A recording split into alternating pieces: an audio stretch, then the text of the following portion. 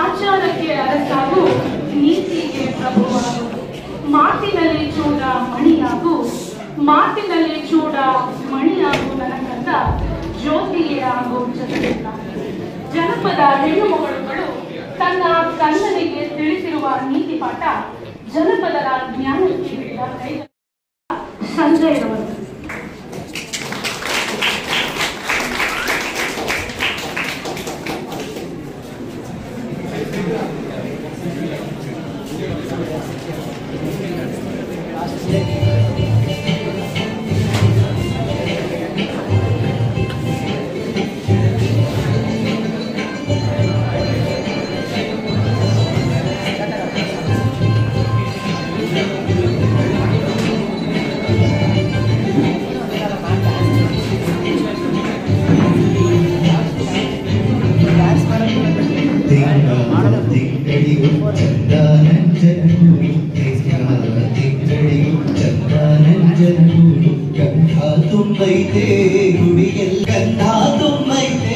ಗುಡಿಗೆಲ್ಲ ನಂಜುಂಡು ಅಪ್ಪ ನಂಜುಂಡು ನೆಲೆಗೊಂಡು ಅಪ್ಪ ನಂಜುಂಡು ನೆಲೆಗೊಂಡು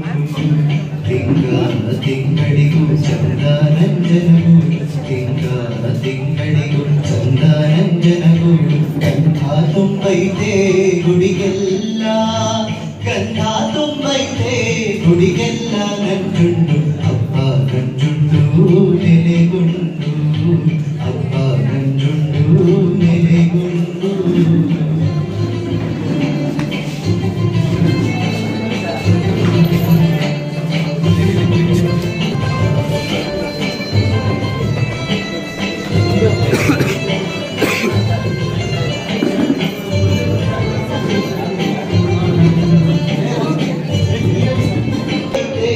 ಗುಡಿಗೆಲ್ಲ ನಂಜುಂಡು ಅಪ್ಪ ನಂಜುಂಡು ನೆಲೆಗೊಂಡು ಅಪ್ಪ ನಂಜುಂಡು ನೆಲೆಗೊಂಡು.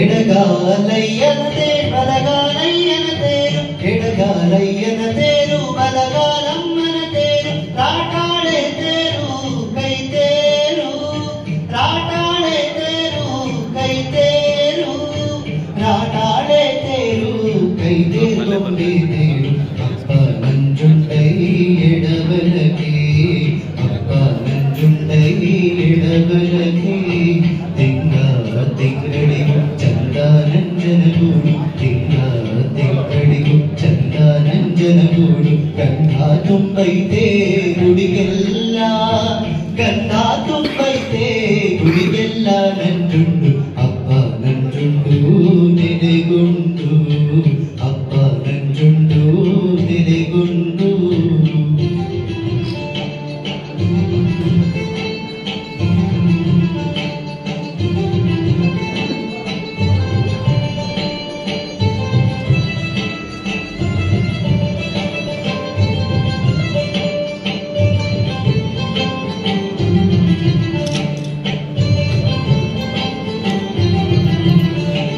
ಮಂದಿ ಮಂದಿ ಎಂದು ಮಂದಿ ನಂಬಲು ಹೋದೆ ಮಂದಿ ಮಂದಿ ಎಂದು ಮಂದಿ ನಂಬಲು ಹೋದೆ ಮಂದಿ ಬಿಟ್ಟಾರೋ ನಡುವೀರ ಮಂದಿ ಬಿಟ್ಟಾರೋ ನಡುವೀರ ಮಂದಿ ಬಿಟ್ಟಾರೋ ನಡುವೀರ ನಂಜುಂಡ ತಂದೆ ನನ್ ಕೈಯ ಬಿಡಬ್ಯಾಡ ತಂದೆ ನನ್ ಕೈಯ ಬಿಡಬ್ಯಾಡ ತಿಂಗಳಿಗೂ ಚಂದ ನಂಜನಗೂಡು ತಿಂಗಳಿಗೂ ಚಂದ ನಂಜನಗೂಡು ಗಂಧ ತುಂಬೈತೆ ಗುಡಿಗೆಲ್ಲ ಗಂಧ ತುಂಬೈತೆ ಗುಡಿಗೆಲ್ಲ ನಂಜುಂಡು ಅಪ್ಪ ನಂಜುಂಡು ನೆಲೆಗೊಂಡು ಅಪ್ಪ ನಂಜುಂಡು ನೆಲೆಗೊಂಡು ಅಪ್ಪ ನಂಜುಂಡು ನೆಲೆಗೊಂಡು ಅಪ್ಪ ನಂಜುಂಡು ನೆಲೆಗೊಂಡು. ಮಾತಾಡಕ್ಕೆ ಜಾಗ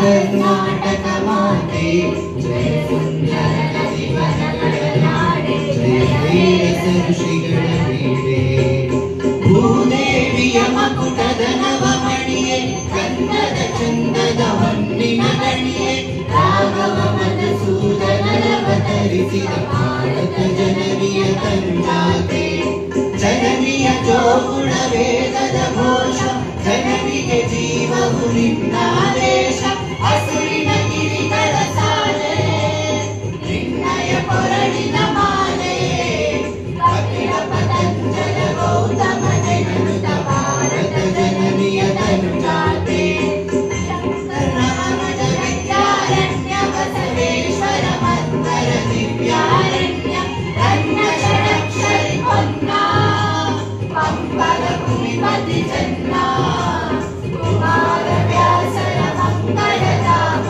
ಕವಿ ಕೋಗಿಲೆಗಳ ಪುಣ್ಯಾರಾಮ ಜ್ಞಾನಕ ರಾಮಾನಂದ ಕಬೀರರ ಭಾರತ ಜನನಿಯ ತಂಜಾತೆ ಕೈರಪ ಹೊರಿಸಲಾಡಿದ ನಾಡೆ ಕಂಕಣ ಜಗಣರ ನೆಚ್ಚಿನ ಬೀಡೆ ಕೃಷ್ಣ ಶರಾವತಿ ತುಂಗ ಕಾವೇರಿಯ ವರರಂಗ ಚೈತನ್ಯ ಪರಮಹಂಸ ವಿವೇಕರ ಭಾರತ ಜನನಿಯ ತಂಜಾತೆ ಸರ್ವ ಜನಾಂಗದ ಶಾಂತಿಯ ತೋಟ ರಸಿಕರ ಕಂಕಣ ಸೆಳೆಯುವ ನೋಟ ಹಿಂದೂ ಕ್ರೈಸ್ತ ಮುಸಲ್ಮಾನ ಪಾರಸೀಕರಿನ ಉದ್ಯಾನ ಜನಗಣ ಹೋಲುವ ದೊರೆಗಳ ಧಾಮ ಕಾಯಕ ವೈಣಿಕರ ರಾಮ ಕನ್ನಡ ನುಡಿ ನುಡಿದಾಡುವ ದೇಹ ಕನ್ನಡ ತಾಯಿಯ ಮಕ್ಕಳ ದೇಹ ಭಾರತ ಜನನಿಯ ತನುಜಾತೆ ಜಯ ಹೇ ಕರ್ನಾಟಕ ಮಾತೆ ಜಯ ಹೇ ಕರ್ನಾಟಕ ಮಾತೆ ಜಯ ಹೇ ಕರ್ನಾಟಕ ಮಾತೆ. ಜಾನಪದ ಗ್ರಾಮೀಣ ಜನರು ನಡೆಸಿಕೊಂಡು ಬರುತ್ತಿದ್ದಂತಹ ಜನಪದ ಸಂಸ್ಕೃತಿಯ ಕಾರ್ಯಕ್ರಮಗಳು ಇತ್ತೀಚಿನ ದಿನಗಳಲ್ಲಿ ಮರೆಯಾಗುತ್ತಿವೆ. ಆ ಸಂದರ್ಭದಲ್ಲಿ ಜನಪದದ ಉತ್ಸವದ ಕಾರ್ಯಕ್ರಮಗಳು ಅನಿವಾರ್ಯವಾಗಿದ್ದು ಕನ್ನಡದ ಸಾಹಿತ್ಯ ಸಂಸ್ಕೃತಿ ಜನಪದ ಪರಂಪರೆಯಲ್ಲಿ ಒಳಗೊಂಡಿತು ಎಂಬ ಉದ್ದೇಶದೊಂದಿಗೆ 10 ವರ್ಷಗಳ ಹಿಂದೆಯೇ ಕನ್ನಡ ಜಾನಪದ ಪರಿಷತ್ತನ್ನು ಸ್ಥಾಪಿಸಿಕೊಂಡು ಕನ್ನಡ ಜಾನಪದ ರಾಜ್ಯೋತ್ಸವದ ಕಾರ್ಯಕ್ರಮವನ್ನು ರಾಜ್ಯಾದ್ಯಂತ ಹಲವಾರು ಶಾಲಾ ಕಾಲೇಜುಗಳಲ್ಲಿ ಕನ್ನಡ ಜಾನಪದ ಪರಿಷತ್ ಹಮ್ಮಿಕೊಂಡು ಬಂದಿದೆ. ಈ ನಿಟ್ಟಿನಲ್ಲಿ ಇಂದು ಸರ್ಕಾರಿ ಪ್ರಥಮ ದರ್ಜೆ ಕಾಲೇಜು ವಿಜಯನಗರ ಬೆಂಗಳೂರಿನ ನಾಡೋಜ ಡಾಕ್ಟರ್ ಕಮಲ ಹಂಪನ ಕನ್ನಡ ಸಂಘ ಮತ್ತು ಕನ್ನಡ ಜಾನಪದ ಪರಿಷತ್ ಸಹಯೋಗದಲ್ಲಿ ಇಂದು ಕನ್ನಡ ಜಾನಪದ ರಾಜ್ಯೋತ್ಸವದ ಕಾರ್ಯಕ್ರಮವನ್ನು ಹಮ್ಮಿಕೊಂಡಿದ್ದೇವೆ. ಈ ಕಾರ್ಯಕ್ರಮಕ್ಕೆ ಎಲ್ಲರನ್ನು ಆತ್ಮೀಯವಾಗಿ ಸ್ವಾಗತಿಸುತ್ತಿದ್ದೇನೆ. ಮೊದಲಿಗೆ ಈ ಕಾರ್ಯಕ್ರಮದ ಉದ್ಘಾಟಕರಾಗಿ ಬಂದಿರುವಂತಹ ಪ್ರಗತಿಪರ ಚಿಂತಕರು, ಲೇಖಕರು, ಸಂಶೋಧಕರು, ಸಂಘಟಕ ಹೋರಾಟಗಾರರು, ನಮ್ಮ ಮಾನವೀಯ ನಡವಳಿಕೆ ಸಾಮಾಜಿಕ ಕಳಕಳಿಯಿಂದ ಹೆಸರುವಾಸಿಯಾದವರು ಡಾಕ್ಟರ್ ಬೈರವಂಗಲ ರಾಮೇಗೌಡ ಅವರನ್ನು ಆತ್ಮೀಯವಾಗಿ ಕಾರ್ಯಕ್ರಮಕ್ಕೆ ಸ್ವಾಗತಿಸುತ್ತಿದ್ದೇನೆ. ಶ್ರೀಯುತರು ಜಾನಪದ ತಜ್ಞ, ಸಂಸ್ಕೃತಿ ಚಿಂತಕರಾಗಿದ್ದಾರೆ. ಶ್ರೀಯುತರು ಹಲವು ಕ್ಷೇತ್ರಗಳಲ್ಲಿ ಕೆಲಸ ಮಾಡಿ ಛಾಪನ್ನ ಮೂಡಿಸಿದ್ದಾರೆ. ಗ್ರಾಮ ಸಮಾಜ ಮತ್ತು ಗ್ರಾಮ ಸಂಸ್ಕೃತಿಯ ಬಗ್ಗೆ ವಿಶೇಷ ಪರಿಜ್ಞಾನವುಳ್ಳ ರಾಮೇಗೌಡರು ಈ ಬಗ್ಗೆ ತಮ್ಮ ಭಾಷಣ ಮತ್ತು ಬರವಣಿಗೆಯಿಂದ ಸಮಾಜ ಕಣ್ತರಿಸುವ ಕೆಲಸವನ್ನ ಮಾಡುತ್ತಿದ್ದಾರೆ. ಕುವೆಂಪು ಕಾವ್ಯವನ್ನ ಸೂಕ್ಷ್ಮಗ್ರಾಹಿ ನೆಲೆಯಲ್ಲಿ ವಿವೇಚಿಸಿ ರಸಸಿದ್ಧಿ ಎಂಬ ಕುವೆಂಪು ಅವರ ಕಾವ್ಯ ವಿಮರ್ಶಾತ್ಮಕ ಕೃತಿಯನ್ನ ಹೊರತಂದಿದ್ದಾರೆ. ಸಾಹಿತ್ಯದ ಹಲವು ಪ್ರಕಾರಗಳಲ್ಲಿ ಕೃಷಿಯನ್ನ ನಡೆಸಿದ್ದು ಹಲವಾರು ಪ್ರಶಸ್ತಿಗಳಿಗೆ ಭಾಜನರಾಗಿದ್ದಾರೆ. 2024ರ ಕರ್ನಾಟಕ ರಾಜ್ಯೋತ್ಸವ ಪ್ರಶಸ್ತಿಯನ್ನೂ ಸಹ ಗಳಿಸಿದ್ದಾರೆ.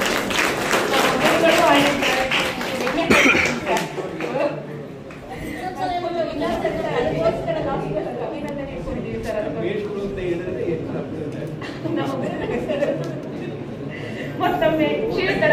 ಈ ಕಾರ್ಯಕ್ರಮದ ಪರವಾಗಿ ಸ್ಮರಣಿಕೆಯನ್ನು ನೀಡುವುದರ ಮೂಲಕ ಆತ್ಮೀಯವಾಗಿ ಸ್ವಾಗತಿಸುತ್ತಿದ್ದೇನೆ ಸರ್.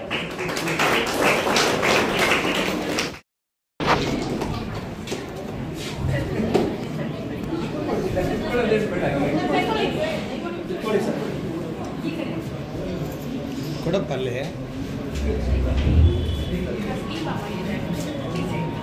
ಶಾಲ್ ಕೊಡಿ ಫಸ್ಟ್.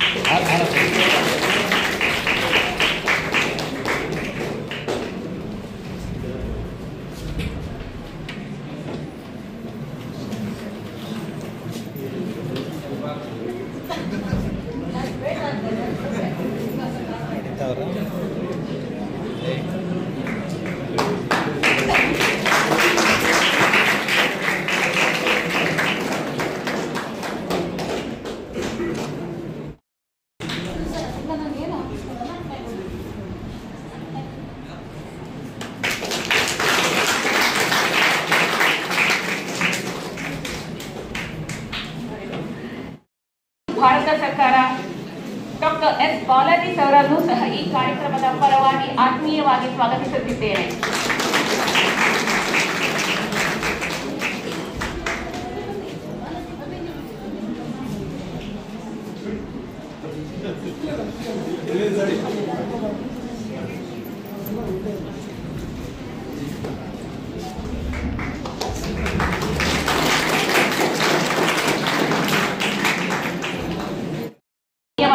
ಸ್ವಾಗತಿಸುತ್ತಿದ್ದೇನೆ.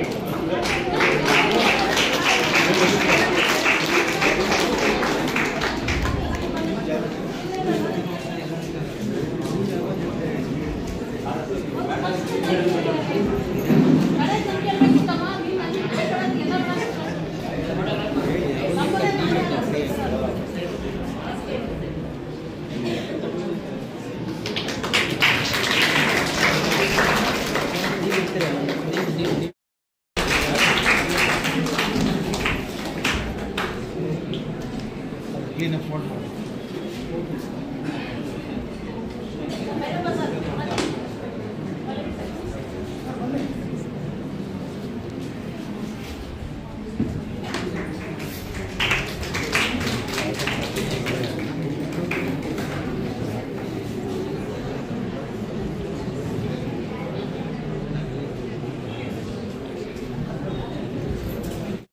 ಅಧ್ಯಕ್ಷರಾದಂತಹ ಡಾಕ್ಟರ್ ಜೆ ರಾಜಗುಂಡಾಪುರ್ ಸರ್ ಅವರನ್ನು ಸಹ ಈ ಕಾರ್ಯಕ್ರಮದ ಪರವಾಗಿ ಆತ್ಮೀಯವಾಗಿ ಸ್ವಾಗತಿಸುತ್ತೇನೆ.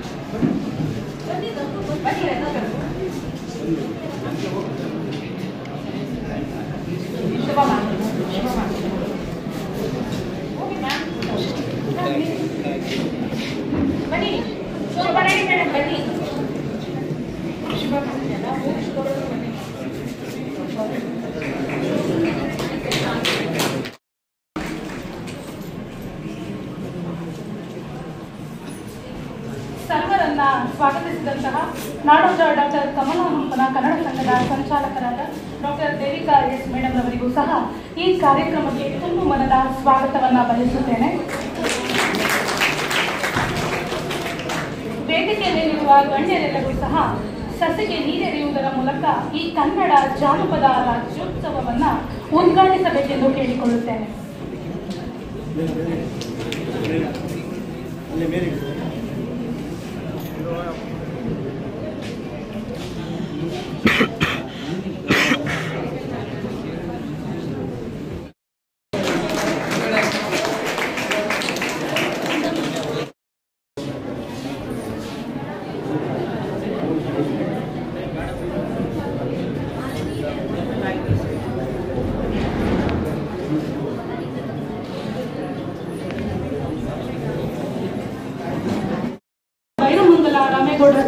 ಅಧ್ಯಕ್ಷರು ಬಿಎಂ ಶ್ರೀ ಪ್ರತಿಷ್ಠಾನ ಬೆಂಗಳೂರು ಇವರಿಂದ.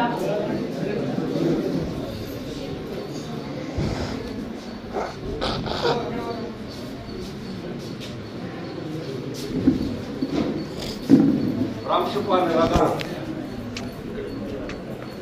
ಡಾಕ್ಟರ್ ಶುಭಾ ರಮೇಶ್ ಅವರು ವಾಸ್ತವವಾಗಿ ಇವತ್ತು ರಜಾದಲ್ಲಿದ್ದರು. ಜಾನಪದ ರಾಜ್ಯೋತ್ಸವ ಅನ್ನುವಂತ ಒಂದು ವಿಶಿಷ್ಟವಾದಂತಹ ಪರಿಕಲ್ಪನೆಯಲ್ಲಿ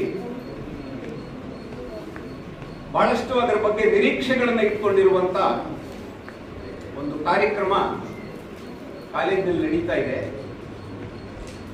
ಅದಕ್ಕೆ ಅತಿಥಿಗಳಾಗಿ ನಾವೆಲ್ಲ ಬರ್ತಾ ಇದ್ದೀವಿ ಅನ್ನುವ ಕಾರಣಕ್ಕೆ ಕೌಟುಂಬಿಕವಾಗಿರುವಂತಹ ಹಿನ್ನೆಲೆಯಲ್ಲಿ ಅವರು ರಜಾ ಹಾಕಿದ್ದರೂ 1-1.5 ಗಂಟೆ ಆದರೂ ಈ ಕಾರ್ಯಕ್ರಮದಲ್ಲಿ ಇದ್ದೋಗ್ತೀನಿ ಅಂತ ಬಂದಿದ್ದಾರೆ. ಅವರದು ನಿಜವಾಗಿ ದೊಡ್ಡ ಮನಸ್ಸು, ಅವರ ಅಭಿಮಾನ ದೊಡ್ಡದು. ಅವರು 10 ಗಂಟೆಗೆ ಶುರು ಆದರೆ ನಾನು 1.5 ಗಂಟೆ 11:30 ಇರ್ತೀನಿ, ಆಮೇಲೆ ನಾನು ಬಿಟ್ಕೊಡ್ಬೇಕು ಅಂತಂದ್ರು. ಈಗ 11 ಗಂಟೆಗೆ ಬಂದಿದ್ದೀವಿ. ಅವ್ರು 11:30 ಹೋಗ್ಬೇಕಾಗಿರೋದ್ರಿಂದ ನಾನು ಮಾತಾಡಿದ ಮೇಲೆ ಅವರು 4 ಮಾತಾಡಕ್ಕೆ ಸಮಯವನ್ನ ಕೊಟ್ಟು ಅವರು ಸಂತೋಷವಾಗಿ ಇದನ್ನ ಉದ್ಘಾಟನೆ ಮಾಡಿ ಹೋಗ್ತಿದ್ದೀನಿ ಅನ್ನುವಂತ ತೃಪ್ತಿಯನ್ನ ಅವರು ಅನುಭವಿಸಿದ್ರು. ಅದಕ್ಕೆ ಅವಕಾಶ ಮಾಡಿಕೊಡೋಣ. ನನ್ನ ಮಾತುಗಳನ್ನ ಮೊಟಕು ಮಾಡಿಕೊಡ್ತೀನಿ. ಈ ಸಂದರ್ಭ ಕಳೆದ ಒಂದು 15-20 ವರ್ಷಗಳಿಂದ 5-6 ಬಾರಿ ವಿಜಯನಗರ ಸರ್ಕಾರಿ ಪ್ರಥಮ ದರ್ಜೆ ಕಾಲೇಜಿಗೆ ಬೇರೆ ಬೇರೆ ಕಾರ್ಯಕ್ರಮಗಳಿಗೆ, ಸಮಾರಂಭಗಳಿಗೆ ನಾನು ಅತಿಥಿಯಾಗಿ ಬರುತ್ತಲೇ ಇದ್ದೆ. ಹಾಗೆ ಬಂದಾಗಲೆಲ್ಲವೂ ಕೂಡ ಸಂತೋಷವನ್ನ ಅನುಭವಿಸ್ತಾ, ಸಂತೋಷವನ್ನ ನನ್ನ ಮಾತುಗಳ ಮೂಲಕ ಹಂಚಿಕೊಡ್ತಾ ಹೋಗಿದ್ದೆ. ಯಾಕೆ ಪ್ರತಿ ಬಾರಿ ಬಂದಾಗಲೂ ಈ ತರನಾಗಿರುವಂತಹ ಸಂತೋಷ ಪಡಬಹುದಾದಂತಹ ವಾತಾವರಣ ಇದೆ ಅಂತಂದ್ರೆ, ಆಡಳಿತಾತ್ಮಕವಾದ ವಿಚಕ್ಷಣೆ ಇರುವಂತ ಎಲ್ಲ ಅಧ್ಯಾಪಕ ವರ್ಗವನ್ನ ವಿಶ್ವಾಸಕ್ಕೆ ತೆಗೆದುಕೊಂಡು ಅವರಲ್ಲಿ ಇರುವಂತ ಬುದ್ಧಿವಂತಿಕೆಯನ್ನ, ವೈಚಾರಿಕತೆಯನ್ನ, ಸಾಂಸ್ಕೃತಿಕವಾಗಿರುವಂತಹ ಆಸಕ್ತಿಗಳನ್ನ ಪೋಷಣೆ ಮಾಡುವಂತ ಪ್ರಾಂಶುಪಾಲರು ಇಲ್ಲಿ ಆಡಳಿತವನ್ನ ನಡೆಸ್ತಾ ಇರುವಂತದ್ದು ಒಂದು. ವಿಜಯನಗರ ಪ್ರಥಮ ದರ್ಜೆ ಕಾಲೇಜು ಬೆಂಗಳೂರಿನಲ್ಲಿರುವಂತಹ ಬೇರೆ ಬೇರೆ ಸರ್ಕಾರಿ ಪ್ರಥಮ ದರ್ಜೆ ಕಾಲೇಜುಗಳ ಜೊತೆಯಲ್ಲಿ ಹೋಲಿಸಿದ್ರೆ ಪ್ರತಿಭಾವಂತರಾಗಿರುವಂತ ಬೇರೆ ಬೇರೆ ಕ್ಷೇತ್ರಗಳಲ್ಲಿ ಸಾಧನೆಗಳನ್ನ ಮಾಡುವ ಉತ್ಸಾಹ ಇರುವಂತ ಅಧ್ಯಾಪಕರ ಒಂದು ಸಮುಚ್ಚಯವಾಗಿ ನನಗೆ ಕಾಣಿಸ್ತದೆ. ಇದರಲ್ಲಿ ನನಗೆ ಬಹಳ ವರ್ಷಗಳಿಂದ ಆತ್ಮೀಯರಾಗಿರುವಂತ ಸ್ನೇಹಿತರಿದ್ದಾರೆ. ಅದಕ್ಕೆ ಸಮಾನ ಎನ್ನುವಂತ ರೀತಿಯಲ್ಲಿ ಮತ್ತೊಂದು ಅಭಿಮಾನದ ಗರಿ ನನ್ನ ತಲೆಗೆ ಹುಡುಕೊಳ್ಳಕ್ಕೆ ಆಸ್ಪದವನ್ನು ಕೊಡುವಂಥದ್ದು.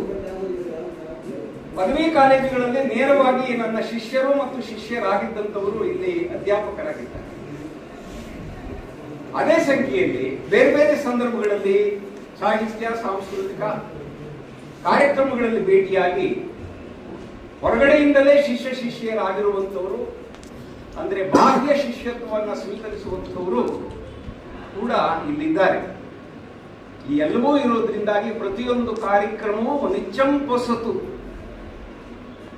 ಅರಣ್ಯವಂಬೋಲ್ ಅತಿ ಗಂಭೀರಂ ಅನ್ನುವಂತ ಮಾತಿದೆಯಲ್ಲ, ಕಾವ್ಯಕ್ಕೆ ಸಂಬಂಧಪಟ್ಟಂತೆ ಗಂಭೀರ ಅಲ್ಲ, ಇದು ಉಲ್ಲಾಸದಾಯಕ, ಸಂತೋಷ ಪಡುವಂಥದ್ದು. ಆ ತೆರನಾಗಿರುವಂತ ವಾತಾವರಣ ಇಲ್ಲಿರೋದ್ರಿಂದ ನಾನು 1-2 ಗಂಟೆಗಳ ಕಾಲ ಇಲ್ಲಿದ್ದು ಮಾತನಾಡಿ ಮಾತುಗಳನ್ನು ಕೇಳಿ ಸಂತೋಷ ಪಟ್ಟು ಹೋಗ್ತಾ ಇದ್ದೇನೆ. ಇವತ್ತಿನ ಕಾರ್ಯಕ್ರಮ ನಾನು ಮೊದಲೇ ಹೇಳಿದ ರೀತಿಯಲ್ಲಿ ಒಂದು ವಿಶಿಷ್ಟವಾದಂತಹ ಪರಿಕಲ್ಪನೆ. ರಾಜ್ಯೋತ್ಸವ ನವೆಂಬರ್ ತಿಂಗಳಲ್ಲಿ ಬಹುಮಟ್ಟಿಗೆ 1ನೇ ತಾರೀಕು, ಆಮೇಲೆ ಅವತ್ತಾಗಲ್ಲ ಅಂತಾದ್ರೆ ನಮ್ಗೆ ಅನುಕೂಲವಾಗಿರುವಂತ ಬೇರೆ ದಿನಗಳಲ್ಲಿ ಆ ಕಾರ್ಯಕ್ರಮವನ್ನ ಅನೇಕ ಕಾಲೇಜುಗಳಲ್ಲಿ, ಸಂಘ ಸಂಸ್ಥೆಗಳಲ್ಲಿ ಔಪಚಾರಿಕವಾಗಿ ನಾಮಕಾವಸ್ಥೆಗೆ ಅನ್ನೋ ರೀತಿಯಲ್ಲಿ ಅವುಗಳನ್ನು ಮಾಡಿ ಮುಗಿಸ್ತಾರೆ. ಏನೋ ರಾಜ್ಯೋತ್ಸವ ಮಾಡಬೇಕು ಅಂತ ಸರ್ಕಾರ ಬಯಸ್ತದೆ, ಆದ್ರಿಂದ ನಾವು ಮಾಡುತ್ತಿರುವ ಕಾರ್ಯಕ್ರಮಗಳ ಪಟ್ಟಿಗೆ ಇನ್ನೊಂದು ಕಾರ್ಯಕ್ರಮ ಇರಲಿ, ನಾವು ರಾಜ್ಯೋತ್ಸವ ಮಾಡಿದ್ದೀವಿ ಅಂತ ಹೇಳ್ಕೊಳ್ಳೋಣ ಅನ್ನುವಂತ ಕಾರಣಕ್ಕೆ ರಾಜ್ಯೋತ್ಸವ ಕಾರ್ಯಕ್ರಮಗಳು ಹೆಚ್ಚಾಗಿ ನಡೀತಾ ಇರುವಂತದ್ದು. ಅವುಗಳ ನಡುವೆ ಅಪರೂಪಕ್ಕೆ ಈ ತರನಾಗಿರುವಂತ ಒಂದು ಪರಿಕಲ್ಪನೆಯನ್ನು ಇಟ್ಕೊಂಡು ರಾಜ್ಯೋತ್ಸವ ಅನ್ನುವಂಥದ್ದು, ಅದಕ್ಕೆ ಸಂಬಂಧಪಟ್ಟಂತೆ ಜಾನಪದವನ್ನು ಸೇರಿಸಿ ಇಂಥ ರಾಜ್ಯೋತ್ಸವದ ಆಚರಣೆಗಳು ಬೆಂಗಳೂರಿನಲ್ಲಿ ಈಗ ವರ್ಷದಿಂದ ವರ್ಷಕ್ಕೆ ಅಂತ ಅಲ್ಲ, ದಿನದಿಂದ ದಿನಕ್ಕೆ ಕನ್ನಡದ ಸೊಲ್ಲು ಕಣ್ಮರೆಯಾಗ್ತಾ ಇದೆಯಾ? 16 ವರ್ಷಗಳ ಹಿಂದೆ, 20 ವರ್ಷಗಳ ಹಿಂದೆ ಬೆಂಗಳೂರಿನ ಯಾವುದೇ ಭಾಗಗಳಿಗೆ ಹೋದರೂ ಕೂಡ ಕನ್ನಡ ಸಾಕಷ್ಟು ಕಿವಿಗೆ ಬೀಳ್ತಾ ಇತ್ತು, ಕನ್ನಡ ಕಣ್ಣಿಗೆ ಕೇಳ್ತಾ ಇತ್ತು. ಅಂಥ ವಾತಾವರಣದಲ್ಲಿ ನಾವು ಕೂಡ ನಮ್ಮ ಅಭಿಮಾನವನ್ನು ಜಾಗೃತಗೊಳಿಸಿಕೊಂಡು ಕನ್ನಡವನ್ನು ಆಡಬೇಕು ಅನ್ನುವಂಥ ಉತ್ಸಾಹವನ್ನು ತುಂಬುತ್ತಾ ಇತ್ತು. ಆದ್ರೆ ಇವತ್ತು ಕೇವಲ ಆಶ್ಚರ್ಯ ಅಲ್ಲ, ಎಷ್ಟು ಮಟ್ಟಿಗೆ ಆಘಾತ ಆಗ್ತದೆ ಅಂತಂದ್ರೆ, ಬೆಂಗಳೂರಿನ ಅಂತಾರಾಷ್ಟ್ರೀಯ ಕೆಂಪೇಗೌಡ ಅಂತಾರಾಷ್ಟ್ರೀಯ ವಿಮಾನ ನಿಲ್ದಾಣದಲ್ಲಿ ಬೆಳಗಿನ ಹೊತ್ತು ಒಂದು 5 ಗಂಟೆಯಿಂದ 8 ಗಂಟೆ ಅವಧಿಯಲ್ಲಿ, ಹಾಗೇನೆ ರೈಲು ನಿಲ್ದಾಣದಲ್ಲಿ, ಸಂಗೊಳ್ಳಿ ರಾಯಣ್ಣ ರೈಲು ನಿಲ್ದಾಣದಲ್ಲಿ, ಯಶವಂತಪುರ ರೈಲು ನಿಲ್ದಾಣದಲ್ಲಿ, KSRTC ಕರ್ನಾಟಕ ರಾಜ್ಯ ರಸ್ತೆ ಸಾರಿಗೆ ಸಂಸ್ಥೆಯ ಬಸ್ ನಿಲ್ದಾಣದಲ್ಲಿ ಈ ಸಮಯದಲ್ಲಿ ಬೆಳಗಿನ ಹೊತ್ತು ನೋಡಿದ್ರೆ ಬೇರೆ ಬೇರೆ ರಾಜ್ಯಗಳಿಂದ, ಬೇರೆ ಬೇರೆ ದೇಶಗಳಿಂದ ಎಷ್ಟು ಜನ ಬರ್ತಾ ಇದ್ದಾರೆ. ಯಾಕೆ ಬೆಂಗಳೂರಿಗೆ ಈ ತೆರನಾಗಿರುವಂತ ನೂಕುನುಗ್ಗಲು, ಜನದಟ್ಟಣೆ? 1.5 ಕೋಟಿ ಈಗಾಗಲೇ ಬೆಂಗಳೂರಿನಲ್ಲಿ ವಾಸ ಮಾಡ್ತಾ ಇದ್ದಾರೆ. ಇದನ್ನು ದಾಟಿ ಮುಂದಕ್ಕೆ ಹೋಗ್ತಾ ಇದೆ. ಜಲತಜ್ಞರು ಎಚ್ಚರಿಕೆಯನ್ನು ಕೊಡ್ತಾ ಇದ್ದಾರೆ. ಇದೇ ಪ್ರಮಾಣದಲ್ಲಿ ಬೆಂಗಳೂರಿನಲ್ಲಿ ಜನಸಂಖ್ಯೆ ತೀವ್ರವಾದರೆ, ನೀರನ್ನು ಬಳಸಿಕೊಳ್ಳುತ್ತಿರುವಂತಹ ಪ್ರಮಾಣ ಜಾಸ್ತಿ ಆದರೆ, ಜೀವನದಿ ಆಗಿರುವಂತಹ ಕಾವೇರಿ ನದಿಯಿಂದ ಇವರೆಲ್ಲರೂ ಕೂಡ ಸಾಕಷ್ಟು ಪ್ರಮಾಣದಲ್ಲಿ ನೀರನ್ನು ಬಳಸಲಿಕ್ಕಾಗಲ್ಲ. ಈಗಾಗಲೇ ಜಗತ್ತಿನ ಬೇರೆ ಬೇರೆ ದೇಶಗಳು ಇಂಥದೇ ಕಾರಣಕ್ಕೆ ಏನು ಜಲಕ್ಷಾಮವನ್ನು ಅನುಭವಿಸ್ತಾ ಇವೆ, ಆಗರನಾಗಿರುವಂತ ದುರ್ದಿನಗಳು ಬೆಂಗಳೂರಿಗೂ ಬರುತ್ತವೆ ಎನ್ನುವಂತ ಎಚ್ಚರಿಕೆ ಗಂಟೆಯನ್ನ ಬಾರಿಸ್ತಾ ಇದ್ದಾರೆ. ಅಂದ್ರೆ ಇದರ ಹಿನ್ನೆಲೆಯಲ್ಲಿ ನಾನು ಹೇಳಕ್ ಪ್ರಯತ್ನ ಮಾಡ್ತಿರುವಂತದ್ದು ಏನು ಅಂತಂದ್ರೆ, ಉತ್ತರ ಭಾರತದ ಅನೇಕ ನಗರಗಳಿಗೆ, ರಾಜಧಾನಿಗಳಿಗೆ ಹೋಲಿಸಿದ್ರೆ ಬೆಂಗಳೂರು, ನಮ್ಮ ರಾಜಧಾನಿ ಬೆಂಗಳೂರು ಪ್ರಾಕೃತಿಕವಾಗಿ, ನೈಸರ್ಗಿಕವಾಗಿ ಅತ್ಯಂತ ಸುರಕ್ಷಿತವಾದಂತಹ ಜಾಗದಲ್ಲಿದೆ. ವಿದ್ಯಾರ್ಥಿಗಳಿಗೂ ಕೂಡ ಗೊತ್ತಿರ್ತದೆ. ಪ್ರತಿನಿತ್ಯದ ವರ್ತಮಾನವನ್ನ ನೀವು ಗಮನಿಸದೇ ಇದ್ರೆ, ನೀವು ಕೇವಲ ಪಠ್ಯಕ್ರಮಕ್ಕೆ ಸೀಮಿತವಾದರೆ ನಾಳೆ ದಿವಸ ನಿಮ್ಮ ಭವಿಷ್ಯವನ್ನ ಬಹಳ ಚೆನ್ನಾಗಿ ಅರ್ಥಪೂರ್ಣವಾಗಿ ರೂಪಿಸ್ಕೊಳ್ಳೋಕೆ ಸಾಧ್ಯ ಆಗಲ್ಲ. ವಿಜಯನಗರ ಸರ್ಕಾರಿ ಪ್ರಥಮ ಕಾಲೇಜಿನಲ್ಲಿ ಓದ್ತಾ ಇರುವಂತ ವಿದ್ಯಾರ್ಥಿಗಳಿಗೆ ಬೇರೆ ಬೇರೆ ವಿಷಯಗಳನ್ನ ಬೋಧಿಸುವಂತ ಅಧ್ಯಾಪಕರ ಮೂಲಕ ಕೂಡ ನಾಡಿನ ಭವಿಷ್ಯವನ್ನ ರೂಪಿಸ್ಕೊಳ್ಳೋದಕ್ಕೆ ಬೇಕಾಗಿರುವಂತ ತಾಕತ್ತನ್ನ ಕೊಡುವಂತ ಆಲೋಚನೆಗಳನ್ನ ನೀಡುವಂತ ಕೆಲಸವನ್ನ ಮಾಡ್ತಿರೋದ್ರಿಂದ ನಮ್ಮ ಸುತ್ತಮುತ್ತ ಏನ್ ವಿದ್ಯಮಾನಗಳು ನಡೀತಾ ಇದೆ, ಇಂಥ ವಿದ್ಯಮಾನಗಳು ಸೃಷ್ಟಿಸುತ್ತಿರುವ ಬಿಕ್ಕಟ್ಟಿನ ನಡುವೆ ನಾವು ಗೆಲ್ಲಬೇಕಾದ್ರೆ, ನಾವೆಲ್ಲ ಒಂದ್ ಕಡೆ ಸಲ್ಲಬೇಕಾದ್ರೆ, ನಾವು ಇವತ್ತಿನಿಂದಲೇ ಅದಕ್ಕೆ ಹೇಗೆ ತಯಾರಾಗಬೇಕು ಅನ್ನುವಂತ ಆಲೋಚನೆಗಳನ್ನ ಮಾಡಬೇಕಾಗಿದೆ. ಹೀಗಾಗಿ ಉತ್ತರ ಭಾರತದಲ್ಲಿ ಅತಿಯಾದ ಚಳಿಯಿಂದ ಜನ ಸಾಯ್ತಾ ಇರ್ತಾರೆ, ಉಷ್ಣತೆಯಿಂದ ಜನ ಸಾಯ್ತಾ ಇರ್ತಾರೆ, ನೆರೆ ಹಾವಳಿಯಿಂದ ಜನ ಸಾಯ್ತಿರ್ತಾರೆ, ಬೆಟ್ಟಗುಡ್ಡಗಳು ಉರುಳುವುದರ ಮೂಲಕ ಜನ ಸಾಯ್ತಾ ಇರ್ತಾರೆ. ಆತನಾಗಿರುವಂತ ಯಾವ ಅಪಾಯವೂ ಕೆಲವು ಸಾರಿ ಮಹಾಮಳೆ ಚೆನ್ನೈನಲ್ಲಿ ಮತ್ತು ಮುಂಬೈನಲ್ಲಿ ಪ್ರತಿ ವರ್ಷವೂ ಕೂಡ ಸಾಮಾನ್ಯವಾಗಿರುವಂತ ಮಳೆ ಅಲ್ಲ, ಮಹಾಮಳೆ. ಆತನಾಗಿರುವಂತ ಮಹಾಮಳೆ ಏನಾದರೂ ಆಕಸ್ಮಿಕವಾಗಿ ಮುನ್ಸೂಚನೆಯನ್ನು ಕೊಡದೆ ಬೆಂಗಳೂರಿನಲ್ಲಿ ಬಂದ್ಬಿಟ್ರೆ, ಅದಕ್ಕಾಗಿ ಯಾವ ಮುಂದಾಲೋಚನೆಯನ್ನು ಮಾಡದೇ ಇರುವಂತಹ ನಮ್ಮ ಬೃಹತ್ ಬೆಂಗಳೂರು ಮಹಾನಗರ ಪಾಲಿಕೆ, ನಮ್ಮ ಸರ್ಕಾರಗಳು ಆ ಅನಾಹುತದಿಂದ ನಮ್ಮನ್ನ ಪಾರು ಮಾಡಕ್ಕೆ ಏನು ಕ್ರಮವನ್ನು ತೆಗೆದುಕೊಳ್ತಾರೆ ಅನ್ನುವಂಥದ್ದು ಕೂಡ ಗೊತ್ತಿಲ್ಲ. ಇದೆಲ್ಲವೂ ಕೂಡ ಇರಲಿ. ಆದ್ರೆ ನಾನು ನಿಮ್ಮ ಗಮನವನ್ನು ಸೆಳೀತಿರುವಂತದ್ದು ಯಾವ ಕಡೆಗೆ ಅಂತಂದ್ರೆ, ಬೆಂಗಳೂರಿನಲ್ಲಿ, ನಮ್ಮ ಪ್ರೀತಿಯ ಬೆಂಗಳೂರಿನಲ್ಲಿ ನಾವೆಲ್ಲ ಸಿಕ್ಕಾಕೊಂಡು ಇಲ್ಲಿ ನಿಟ್ಟುಸಿರನ್ನ ಬಿಡ್ತಾ ಇದ್ರು ಕೂಡ ಒಂದಲ್ಲ ಒಂದು ಕಾರಣ ಹೊರಗಡೆ ಹೋಗಕ್ ಆಗ್ತಾ ಇಲ್ಲ. ಈ ಕಷ್ಟದ ನಡುವೆಯೇ, ಈ ನಿಷ್ಠುರದ ನಡುವೆ, ಈ ನಿಟ್ಟುಸಿರಿನ ನಡುವೆಯೇ ಬೆಂಗಳೂರಿನಲ್ಲೇ ಇರಬೇಕು ಅನ್ನುವಂತ ಏನೋ ಒಂದು ಆಸೆಯೂ ಕೂಡ ಒಳಗಡೆ ಅದು ಉಳ್ಕೊಂಡಿರ್ತದೆ. ಹಂಗಾಗಿ ಬೆಂಗಳೂರಿನ ಬದುಕಿಗೆ ನಮ್ಮನ್ನ ಹೊಂದಾಣಿಕೆ ಮಾಡ್ಕೊಂಡ್ಬಿಟ್ಟಿದೆ. ಹೀಗಾಗಿ ಇಂಥ ಎಷ್ಟೇ ಕಷ್ಟಗಳಿದ್ರು, ಭವಿಷ್ಯದ ಅಪಾಯಗಳಿದ್ರು ಈ ಬೆಂಗಳೂರಿನಲ್ಲೇ ಬದುಕಬೇಕು, ಬದುಕು ಕಟ್ಕೊಳ್ಬೇಕು ಅಂತ ನಾವು ಬಹುಮಟ್ಟಿಗೆ ಆಲೋಚನೆ ಮಾಡ್ತಾ ಇದ್ದೀವಿ. ಈಗಾಗಲೇ ದೆಹಲಿಯಲ್ಲಿ ಏನಾಗ್ತಾ ಇದೆ, ನವೆಂಬರ್ ತಿಂಗಳು ಬರ್ತಾ ಇದ್ದಾಗೇನೆ ಶುರು ಆಗ್ತದೆ. ಶುಭಾ ಅವರು ಕೂಡ ಹೇಳ್ತಿದ್ರು, ಅಕ್ಕಪಕ್ಕದಲ್ಲಿರುವಂತಹ ಪಂಜಾಬ್ ಮತ್ತು ಹರಿಯಾಣ ರಾಜ್ಯಗಳಲ್ಲಿ ಅವ್ರೇನ್ ಬೆಳೆಗಳನ್ನ ಬೆಳೀತಾರೆ, ಕಬ್ಬು, ಭತ್ತ ಇತ್ಯಾದಿಗಳು, ಈ ಬೆಳೆಯನ್ನ ಬೆಳೆದಾದ್ಮೇಲೆ ಆ ಕೂಳೆ ಅಂತ ಕರಿತೀವಲ್ಲ, ಉಳಿದಿರುವಂತ ಬೆಳೆಯ ಅವಶೇಷಗಳಿಗೆ ಅವರು ಬೆಂಕಿಯನ್ನ ಹಚ್ತಾರೆ. ಅದು ಸಾಂಪ್ರದಾಯಿಕವಾದಂತಹ ಕೃಷಿಯನ್ನ ಕಾಲಕಾಲದಿಂದ ಮಾಡ್ಕೊಂಡು ಬರ್ತಾ ಇರುವಂತದ್ದು. ಇವತ್ತು ನೀವು ಬದಲಾಗಿ ನೀವು ಅಲ್ಲಿ ಸುಡ್ತಾ ಇರುವಾಗ ಎಷ್ಟು ಪ್ರಮಾಣದಲ್ಲಿ ಹೊಗೆ ಬರುತ್ತದೆ, ಆ ಹೊಗೆಯೆಲ್ಲವೂ ಕೂಡ ದೆಹಲಿಗೆ ಬರ್ತದೆ.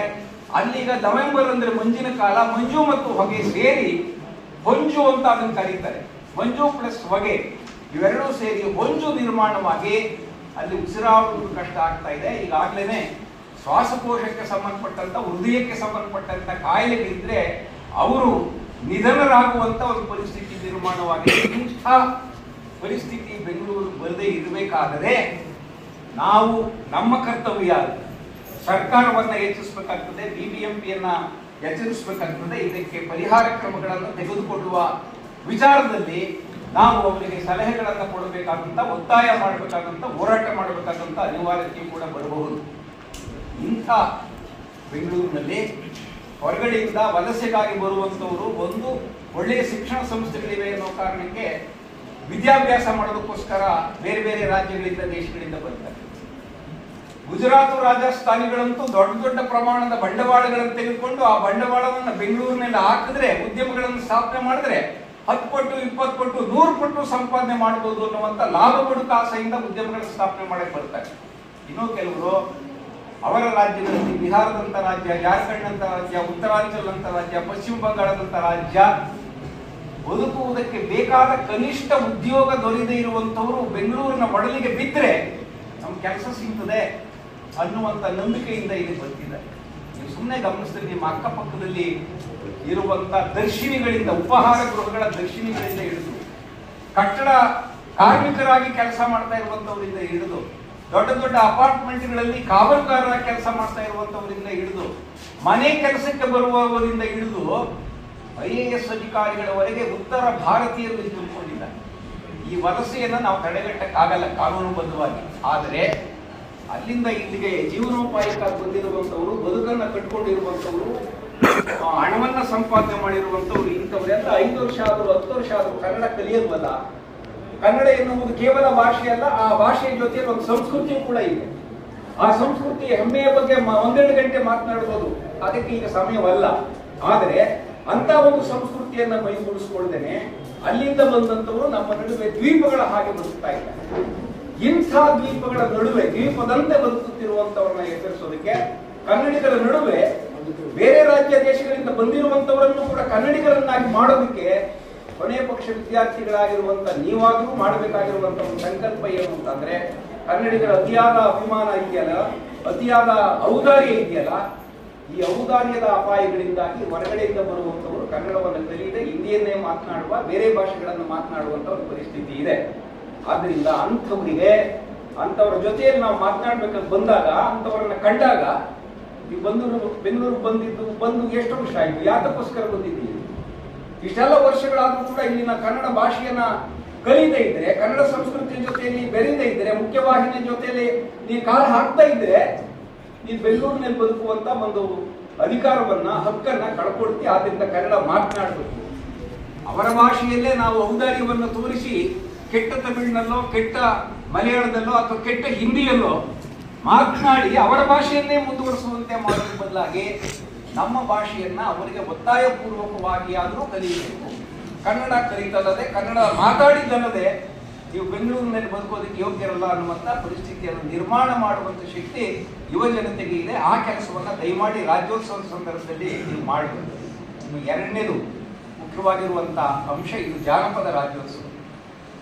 ಜಾಗತೀಕರಣದ ಒತ್ತಡದಲ್ಲಿ, ಆಧುನಿಕ ತಂತ್ರಜ್ಞಾನದ ಒತ್ತಡದಲ್ಲಿ ಈಗ ಇವುಗಳನ್ನೆಲ್ಲ ಮೀರಿಸುವ ರೀತಿಯಲ್ಲಿ ಅದನ್ನು ಸ್ವಾಗತಿಸಬೇಕೋ, ನಿರಾಕರಿಸಬೇಕೋ, ಒಪ್ಪಿಕೊಳ್ಳಬೇಕೋ ಎನ್ನುವಂತ ಸಂದಿಗ್ಧತೆಯಲ್ಲೇ ಇನ್ನೂ ಕೂಡ ನಾವು ಸಾಹಿತಿಗಳಾಗಿರುವಂತವರು, ಎದುರುಗಡೆ ರಾಗಮ್ಮು ಮತ್ತು ಬೇಲೂರು ಇವರೆಲ್ಲರೂ ಕೂಡ ಇದ್ದಾರೆ.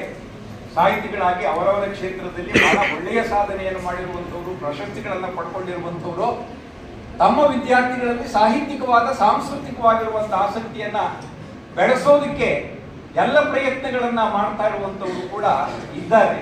ನಮ್ಮಂತವರು ಕೂಡ ಈಗ ಆ ನಿಟ್ಟಿನಲ್ಲಿ ಆಲೋಚನೆ ಮಾಡಬೇಕು. ಈ ಕೃತಕ ಬುದ್ಧಿಮತ್ತೆ ಎನ್ನುವಂಥದ್ದು ಬರ್ತಾ ಇದೆಯಲ್ಲ, ಆ ಕೃತಕ ಬುದ್ಧಿಮತ್ತೆಯನ್ನ ಯಾವ ಮಟ್ಟಕ್ಕೆ ನೀವು ಬಳಸಿಕೊಳ್ಳಬಹುದು? ನಮಗೊಂದು ಮೆದುಳಿದೆ, ಆಲೋಚನೆ ಮಾಡುವಂತ ಶಕ್ತಿ ಇದೆ, ಅದಕ್ಕೆ ಅಪಾರವಾದಂತ ಸಾಧ್ಯತೆ ಇದೆ. ಈ ಎಲ್ಲ ಅಪಾರವಾದಂತ ಸಾಧ್ಯತೆಗಳನ್ನ ಕಿತ್ತುಕೊಂಡು ಇದು ಮನುಷ್ಯ ಸೃಷ್ಟಿ ಎನ್ನುವಂತ ರೀತಿಯಲ್ಲಿ ನಿಮ್ಮ ಆಜ್ಞಾನುವರ್ತಿಯಾಗಿ ಅದು ನೀವು ಮಾಡಬಹುದಾದಕ್ಕಿಂತ ಒಳ್ಳೆಯ ಕೆಲಸವನ್ನ ಮಾಡೋದಕ್ಕೆ ಸಜ್ಜಾಗಿದೆ ಅಂತ ಅಂದ್ರೆ, ನಾವೇನಾದರೂ ಅದರ ದಾಸರಾದರೆ ಸೃಜನಶೀಲತೆ ಎನ್ನುವಂಥದ್ದು ಇದೆಯಲ್ಲ, ಅದು ಎಷ್ಟರ ಮಟ್ಟಿಗೆ ಬತ್ತಿ ಹೋಗುವುದು. ಈಗ ರಾಗಮ್ಮ ಅವರು ರಚನೆ ಮಾಡುವಂತ ಸಾಹಿತ್ಯಕ್ಕೆ ಅವರದೇ ಆದಂತ ಒಂದು ಅಸ್ಮಿತೆ ಇದೆ, ಒಂದು ಛಾಪಿದೆ. ಬೇಲೂರು ರಘುನಂದನ್ ಅವರು ಬರೆಯುವಂತ ನಾಟಕಗಳಿಗೆ, ಆಡಿಸುವಂತ ನಾಟಕಗಳಿಗೆ ನಿರ್ದೇಶನ ಮಾಡುವಂತದಕ್ಕೆ ಅವರದೇ ಆದಂತ ಒಂದು ಮುದ್ರೆ ಇರ್ತದೆ. ಇದೆಲ್ಲ ಬೇಂದ್ರೆಯವರ ಮಾದರಿ, ಕುವೆಂಪು ಅವರ ಮಾದರಿ, ಕೂತಿ ನರಸಿಂಹಾಚಾರ್ಯರ ಮಾದರಿ, ಈ ತೆರನಾಗಿರುವಂತ ಮಾದರಿಗಳು ನಮ್ಮ ನಡುವೆ ಇದೆ. ಅದರ ಮುಂದುವರಿಕೆ ಆಗಿರುವಂತಹ ಸಂದರ್ಭದಲ್ಲಿ ನಾಳೆ ಕೃತಕ ಬುದ್ಧಿಮತ್ತೆಯನ್ನ ಸಾಹಿತಿಗಳು, ಸಾಂಸ್ಕೃತಿಕ ಕ್ಷೇತ್ರದಲ್ಲಿ ಇರುವಂತವರು ಬಳಸ್ಕೊಳ್ಳೋ ಪ್ರಯತ್ನ ಮಾಡಿದ್ರೆ ಇದು ಯಾರ ಹೆಸರಿನಲ್ಲಿ ಪ್ರಕಟ ಆಗ್ತಾ ಇದೆ, ಪ್ರಚಾರ ಆಗ್ತಾ ಇದೆ, ಅವರು ಸೃಷ್ಟಿ ಮಾಡಿರುವಂತದ್ದು ನಿಜವಾಗಿ ಅಥವಾ ಕೃತಕ ಬುದ್ಧಿಮತ್ತೆಯ ಸಹಕಾರವನ್ನ ಪಡೆದುಕೊಂಡು ಇದನ್ನ ಮಾಡಿದ್ದಾರೆ, ಇದರ ನೈಜತೆ ಏನು ಅಂತ ತಲೆ ಕೆಡಿಸ್ಕೊಳ್ಬೇಕಾದಂತ ಒಬ್ಬ ಸಾಹಿತಿಯ ನಿಜವಾದಂತ ಶಕ್ತಿ ಏನು ಅನ್ನುವಂಥದ್ದನ್ನ ನಾವು ಪತ್ತೆ ಹಚ್ಚಕ್ಕಾಗದಂತೆ ಒದ್ದಾಡಬೇಕಾದಂತ ಒಂದು ಸ್ಥಿತಿ ನಿರ್ಮಾಣವಾಗಬಹುದು. ಇದನ್ನ ಯಾಕೆ ನೆನಪು ಮಾಡ್ತಿದ್ದೀನಿ ಅಂತಂದ್ರೆ, ಇಷ್ಟೆಲ್ಲ ಒತ್ತಡಗಳ ನಡುವೆಯೂ ನಾವೀಗೇನನ್ನ ಆಲೋಚನೆ ಮಾಡ್ತಾ ಇದ್ದೀವಿ, ಯಾವ ತೆರನಾಗಿರುವಂತ ಜೀವನ ಕ್ರಮವನ್ನು ನಡೆಸ್ತಾ ಇದ್ದೀವಿ, ಎಂತ ಬಟ್ಟೆಗಳನ್ನ ಹಾಕೊಳ್ತಾ ಇದ್ದೀವಿ, ಹಾಕೊಳಕ್ ಅಪೇಕ್ಷಿಸ್ತಾ ಇದ್ದೀವಿ, ಹಬ್ಬ ಹರಿದಿನಗಳನ್ನ ಆಚರಣೆ ಮಾಡ್ತಾ ಇದ್ದೀವಿ, ನಂಬಿಕೆಗಳನ್ನ ಇಟ್ಕೊಂಡಿದ್ದೀವಿ. ಇದ್ರ ಎಲ್ಲದರ ಹಿಂದೆ ಇರುವಂತದ್ದು ಜಾನಪದವೇ. ಜಾನಪದದ ಮಹತ್ವ ಏನು ಅಂತ ಅರ್ಥ ಮಾಡಿಕೊಡುವಂತ ಪ್ರಯತ್ನವನ್ನ ನಮಗಿಂತ ಹಿರಿಯರಾಗಿರುವಂತವರು ಕಳೆದ 100-150 ವರ್ಷಗಳಿಂದ ನೋಡಿ, ಕನ್ನಡಿಗರಲ್ಲಿ ಎಂತ ಅದ್ಭುತವಾದ ಜಾನಪದ ಸಂಪತ್ತಿದೆ, ಎಷ್ಟು ಸಮೃದ್ಧವಾಗಿದೆ, ಎಷ್ಟು ವೈವಿಧ್ಯಮಯವಾಗಿದೆ ಎನ್ನುವಂಥದ್ದನ್ನ ತಿಳಿಸ್ಕೊಡಕ್ಕೂ ಕೂಡ ಹೊರಗಡೆಯಿಂದ ಬ್ರಿಟಿಷ್ನವರು ಬರಬೇಕಾಯಿತು. ಬ್ರಿಟಿಷ್ನವರು ಇಲ್ಲಿರುವಂಥ ಜಾನಪದ ವೈವಿಧ್ಯವನ್ನ ಗಮನಿಸಿ, ಅದನ್ನ ಸಂಗ್ರಹಿಸಿ, ಅದನ್ನ ಪುಸ್ತಕ ರೂಪದಲ್ಲಿ ಪ್ರಕಟಿಸಿ, ನೋಡಿ ಇದು ನಿಮ್ಮಲ್ಲೇ ಇರುವಂತ ಸಾಹಿತ್ಯ, ನಿಮ್ಮ ಅನಕ್ಷರಸ್ಥರಾಗಿರುವಂತ ಜನಪದ ಸಂಸ್ಕೃತಿ ಏನಿದೆ ಆ ಸಂಸ್ಕೃತಿಯ ಪ್ರತಿಫಲನ ಇಲ್ಲಿ ಕಾಣ್ತಾ ಇದೆ. ಆದ್ರಿಂದ ಇಂಥದ್ರ ಕಡೆಗೆ ನಿಮ್ಮ ಆಸಕ್ತಿಯನ್ನ ಹೊರಳಿಸ್ಕೊಳ್ಳಿ ಅಂತ 150 ವರ್ಷಗಳಿಂದ ಅವರು ಹಾಕಿಕೊಟ್ಟಂತ ಮಾದರಿಯಲ್ಲಿ ನಮ್ಮವರು ಕೂಡ ಜಾನಪದದ ಬಗ್ಗೆ ಆಸಕ್ತಿ ಇಟ್ಕೊಂಡು ಜನಪದ ಗೀತೆಗಳನ್ನ, ಜನಪದ ಕಥೆಗಳನ್ನ, ಗೀತೆಗಳನ್ನ, ಗಾದೆಗಳನ್ನ, ಒಗಟುಗಳನ್ನ ಇತ್ಯಾದಿಗಳನ್ನೆಲ್ಲವನ್ನು ಸಂಗ್ರಹ ಮಾಡಕ್ಕೆ ಶುರು ಮಾಡಿದ್ರು. ಈಗ ಮಾಡ್ತಾ ಮಾಡ್ತಾ ಆಧುನಿಕ ಒತ್ತಡದಲ್ಲಿ ಇವೆಲ್ಲವೂ ಕೂಡ ಕಣ್ಮರೆಯಾಗುವುದಕ್ಕೆ ಮುಂಚೆ, ಕಿವಿಮರೆಯಾಗುವುದಕ್ಕೆ ಮುಂಚೆ ಇವುಗಳನ್ನೆಲ್ಲ ಸಂರಕ್ಷಣೆ ಮಾಡಬೇಕಾಗಿರುವಂತ ಕೆಲಸ ನಮ್ಮದು. ಅಮೆರಿಕದಲ್ಲೂ ಈಗಾಯ್ತು, ಇಂಗ್ಲೆಂಡಲ್ಲೂ ಈಗಾಯ್ತು. ಅಲ್ಲಿರುವಂತ ಬುದ್ಧಿವಂತರು, ಜಾನಪದದ ಬಗ್ಗೆ ಅಭಿಮಾನ ಇರುವಂತವರು, ಜಾನಪದದ ಶಕ್ತಿ ಏನು ಅನ್ನುವಂಥದ್ದನ್ನು ತಿಳ್ಕೊಂಡಿರುವಂಥವ್ರು ಅದನ್ನ ಬಹಳ ವ್ಯವಸ್ಥಿತವಾಗಿ ಅವರ ಕಾಲಘಟ್ಟದಲ್ಲಿ ಎಲ್ಲೆಲ್ಲಿ ಏನೇನು ಜಾನಪದವಾಗಿ ಉಳಿದಿದೆಯೋ ಅದನ್ನೆಲ್ಲವನ್ನೂ ಕೂಡ ಸಂಗ್ರಹಿಸಿ ಇಡುವ. ಇವತ್ತು ಅವರು ಸಂಗ್ರಹಿಸಿ ಇಟ್ಬಿಡೋಣ. ಮುಂದೆ ಬರುವಂತಹ ಬುದ್ಧಿವಂತರು ಅದರ ಮಹತ್ವ ಏನು, ಅದರ ವಿಶೇಷತೆ ಏನು, ಯಾಕೆ ಅದೊಂದು ಜನಪದರ ಅದ್ಭುತವಾದಂತಹ ಸೃಷ್ಟಿ ಎನ್ನುವಂಥದ್ದನ್ನ ಅರ್ಥ ಮಾಡಿಕೊಂಡು ಸಂಶೋಧನೆಗಳನ್ನಾದರೂ ಮಾಡಲಿ, ಅಧ್ಯಯನವನ್ನಾದರೂ ಮಾಡಲಿ, ಅದರ ಪ್ರಯೋಜನ ಏನು ಅನ್ನುವಂಥದ್ದನ್ನ ಮಹಾಜನತೆಗೆ ತಿಳಿಪಡಿಸಲಿ ಎನ್ನುವಂಥ ಕೆಲಸವನ್ನು ಮಾಡಿದ್ರು. ಈ ನಿಟ್ಟಿನಲ್ಲಿ ಎಚ್.ಎಲ್. ನಾಗೇಗೌಡರು IAS ಅಧಿಕಾರಿಯಾಗಿದ್ದಂಥವರು, ಅವರ ಪ್ರಯತ್ನ ದೊಡ್ಡದು. ನಮ್ಮ ಕಾಲಘಟ್ಟದಲ್ಲಿ ಒಂದು 30-40 ವರ್ಷಗಳ ಹಿಂದಕ್ಕೆ ಹೋದ್ರೆ ಜಿಲ್ಲಾಧಿಕಾರಿಯಾಗಿ ಕೆಲಸ ಮಾಡ್ತಾ ಇದ್ರು ಕೂಡ ಎಲ್ಲೋ ಒಂದ್ ಕಡೆಗೆ ನಮ್ಮ ಸಮೃದ್ಧವಾಗಿರುವಂತ ಸಂಪತ್ತು, ಜನಪದ ಸಾಹಿತ್ಯ, ಜಾನಪದ ಅಂತ ಏನು ಕರೀತಾ ಇದ್ದೀವಿ ಅದೆಲ್ಲವೂ ಕೂಡ ತೊಟ್ಟಿಲಿನಲ್ಲಿ ಮಗು ಹಾಕಿ ತೂಗುವ ಸಂದರ್ಭದಲ್ಲಿ ಆಡುವಂತ ಜೋಗುಳದ ಪದಗಳು. ಇವತ್ತು ತೊಟ್ಟಿಲುಗಳೇ ಕಣ್ಮರೆಯಾದರೆ ಆ ತೊಟ್ಟಿಲಿಗೆ ಮಗು ಹಾಕಿ ಆ ಮಗುವನ್ನ ಮಲಗಿಸೋದಕ್ಕೋಸ್ಕರ ಅದರ ಕಿವಿಯ ಮೇಲೆ ಹಿತವಾಗಿ ಬೀಳುವಂತ ಹಾಡುಗಳನ್ನ ಹೇಳುವಂತ ಪರಿಪಾಠಗಳಾಗುತ್ತದೆ. ರಾಗಿ ಕಲ್ಲು ಬೀಸಿಕೊಂಡು ಬೆಳಗಿನ ಜಾವ 3 ಗಂಟೆಗೋ 4 ಗಂಟೆಗೋ ಎದ್ದು ಕೃಷಿ ಸಂಸ್ಕೃತಿಯಲ್ಲಿ ಮನೆಯಲ್ಲಿ 10-15 ಜನ ಇದ್ರೆ ಆ 15 ಜನಕ್ಕೆ ಬೇಕಾಗಿರುವಂತ ಮುದ್ದೆಯನ್ನ ಮಾಡೋದಕ್ಕೋಸ್ಕರ ಹೆಣ್ಣು ಮಕ್ಕಳು ಬೆಳಗ್ಗೆನೆ ಎದ್ದು ರಾಗಿ ಕಲ್ಲು ಬೀಸಿಕೊಂಡು ಆ ಬೆಳಗಿನ ಏಕಾಂಗಿತನವನ್ನ ಮರೆಯೋದಕ್ಕೋಸ್ಕರ ತಮ್ಮ ಜೀವನದ ಅನುಭವಗಳನ್ನ ಹಾಡಿನ ರೂಪದಲ್ಲಿ ಹೊರಗಡೆ ಹಾಕ್ತಾ ಇದೆ. ರಾಗಿಯನ್ನ ಬೀಸುವುದಕ್ಕೆ ಯಂತ್ರಗಳು ಬಂದ ಮೇಲೆ, ರಾಗಿ ಕಲ್ಲು ಇಲ್ಲದೆ ಇದ್ಮೇಲೆ, ರಾಗಿ ಕಲ್ಲು ಬೀಸುವಂತ ಒಂದು ಪರಿಸ್ಥಿತಿ ಇಲ್ಲದೆ ಇದ್ಮೇಲೆ ಆ ರಾಗಿ ಕಲ್ಲು ಜೊತೆಯಲ್ಲಿ ಹೇಳ್ತಾ ಇದ್ದಂತ ಹಾಡುಗಳು ಕೂಡ ಕಣ್ಮರೆಯಾಗಿದೆ. ಹೀಗೆ ಕೃಷಿ ಸಂಸ್ಕೃತಿಯ ಜೊತೆಯಲ್ಲಿ ಅವಿನಾಭಾವ ಸಂಬಂಧವನ್ನ ಇಟ್ಟುಕೊಂಡಿದ್ದಂತಹ ಎಲ್ಲ ಸಂದರ್ಭಗಳಲ್ಲಿ ನೀವು ನಾಟಿ ಹಾಕುವಾಗ, ಕಳೆ ಕೀಳುವಾಗ, ಉಳುಮೆ ಮಾಡುವಾಗ, ಗಾಡಿ ಹೊಡೆಯುವಾಗ, ಹಬ್ಬದ ಹರಿದಿನಗಳನ್ನು ಆಚರಣೆ ಮಾಡುವಂತ ಸಂದರ್ಭದಲ್ಲಿ ಜನಪದರ ಜೀವನದ ಎಲ್ಲ ಮಗ್ಗುಲುಗಳಲ್ಲಿಯೂ ಕೂಡ ಕಾಣಿಸ್ಕೊಳ್ತಾ ಇದ್ದದ್ದು ಈ ಜನಪದ ನೃತ್ಯಗಳು, ಜನಪದ ಹಾಡುಗಳು. ಜಾನಪದವೇ ಸರ್ವಸ್ವವಾಗಿದ್ದಂಥ ಒಂದು ಕಾಲದಿಂದ ಈಗ ಅವುಗಳನ್ನ ನಾಗೇಗೌಡರಂಥವರು ಸಾವಿರಾರು ಗಂಟೆಗಳ ಕಾಲ ಹಾಡಿದ್ರೂ ಮುಗಿದೇ ಇರುವಂತ, ಇಡೀ ರಾತ್ರಿ ಹಾಡಬಹುದಾದಂಥ ಕಥನ ಗೀತೆಗಳನ್ನೆಲ್ಲವನ್ನು ಕೂಡ ಸಂಗ್ರಹಿಸಿ ಇಟ್ಟರು. ಅದು ಒಂದು ಹಂತಕ್ಕೆ ಬಂದಿದೆ. ಅದರ ಮುಂದಿನ ಹಂತ ಏನು? ಜಾನಪದ ಅನ್ನುವಂಥ ಸಮೃದ್ಧವಾಗಿದೆ, ವೈವಿಧ್ಯಮಯವಾಗಿದೆ, ಅದು ನಮ್ಮ ಹೆಮ್ಮೆ. ಇವುಗಳನ್ನೆಲ್ಲ ಹೇಳ್ತೀವಿ. 13ನೇ ಶತಮಾನದಲ್ಲಿ ಇನ್ನೂ ಇಂಗ್ಲಿಷ್ ಅನ್ನುವಂಥದ್ದು ಅಂಬೆಗಾಲು ಇಡ್ತಾ ಇರುವಂತ ಸಂದರ್ಭದಲ್ಲಿ ಕನ್ನಡದಲ್ಲಿ 10ನೇ ಶತಮಾನದಲ್ಲೇ ಪಂಪನಂತ, ರನನಂತ, ಪೊನ್ನನಂತ ಕವಿಗಳು ಆಗಿ ಹೋದ್ರು. ಮಹಾಕಾವ್ಯಗಳನ್ನ ಇಂಗ್ಲಿಷ್ಗಿಂತ ಮುಂಚೆನೆ ಕನ್ನಡದ ಕವಿಗಳು ರಚನೆ ಮಾಡಿದ್ರು ಅನ್ನುವಂತ ಹೆಮ್ಮೆಯನ್ನ ನಾವು ಹೇಳ್ಕೊಳ್ತೀವಿ. 2500 ವರ್ಷಗಳ ಇತಿಹಾಸವನ್ನ ಕನ್ನಡ ಭಾಷೆ ಹೊಂದಿದೆ ಅಂತ ಅದಕ್ಕೆ ಕೆಲವು ಆಧಾರಗಳನ್ನು ಕೊಡುವಂತ ಪ್ರಯತ್ನವನ್ನ ನಾವು ಮಾಡ್ತೀವಿ. ಕನ್ನಡ ಒಂದು ಸಮಗ್ರವಾಗಿರುವಂತ ಭಾಷೆ, ಪರಿಪೂರ್ಣವಾಗಿರುವಂತ ಭಾಷೆ, ಜಗತ್ತಿನ ಅತ್ಯಂತ ಪ್ರಾಚೀನ ಭಾಷೆಗಳಲ್ಲಿ ಒಂದು. ನಾವೇನು ಉಚ್ಚಾರಣೆ ಮಾಡ್ತೀವೋ ಅದನ್ನ ಬರೆಯೋದಕ್ಕೆ ಕನ್ನಡದಲ್ಲಿ ಮಾತ್ರ ಸಾಧ್ಯ ಆಗುತ್ತೆ, ಬೇರೆ ಒಂದಲ್ಲಿ ಸಾಧ್ಯವೇ. ಇವೆಲ್ಲ ಹೆಮ್ಮೆ ಅಂತ ನಾವು ರಾಜ್ಯೋತ್ಸವದ ಸಂದರ್ಭದಲ್ಲಿ ಹೇಳಿ ಚಪ್ಪಾಳೆಯನ್ನು ಹಿಡಿದುಕೊಳ್ತಾರೆ. ಭಾರತೀಯ ಸಂದರ್ಭದಲ್ಲಿ ಸಾಹಿತ್ಯಕ್ಕೆ ಕೊಡುವಾದ ಅತ್ಯುತ್ತಮವಾಗಿರುವಂತ, ಶ್ರೇಷ್ಠವಾಗಿರುವಂತ ಪ್ರಶಸ್ತಿ ಜ್ಞಾನಪೀಠ. ಆ ಜ್ಞಾನಪೀಠಕ್ಕೆ ಕನ್ನಡದಲ್ಲಿ 8 ಜನ ಜ್ಞಾನಪೀಠವನ್ನು ಪಡ್ಕೊಂಡಿದ್ದೀವಿ. ಇದು ನಮ್ಮ ಹೆಮ್ಮೆ ಅಂತ ಇವೆಲ್ಲ ರಾಜ್ಯೋತ್ಸವದ ಮಾತು. ಕೊಡುಗೆಯಾಗಿದ್ದೇವೆ, ಎಲ್ಲಿಂದ ಎಲ್ಲಿವರೆಗೆ ಬಂದಿದ್ದೇವೆ ಅನ್ನೋದಕ್ಕೆ ನಿಮ್ಮನ್ನ ನೀವೇ ಅರ್ಥ ಮಾಡಿಕೊಳ್ಳುವುದಕ್ಕೆ ಸಹಾಯಕವಾಗುವಂತ ಅಲ್ಲಿನ ಜಾನಪದ ಲೋಕದ ಸುಂದರವಾಗಿರುವಂತ ವಾತಾವರಣದಲ್ಲಿ ಇದ್ದು ಬರಬಹುದು, ನೋಡಿ ಬರಬಹುದು, ಕೇಳಿ ಬರಬಹುದು, ಅನುಭವಿಸಿ ಬರಬಹುದು. ಈಗ ಅದು ಒಂದು ಹಂತಕ್ಕೆ ಬಂದಿದೆ.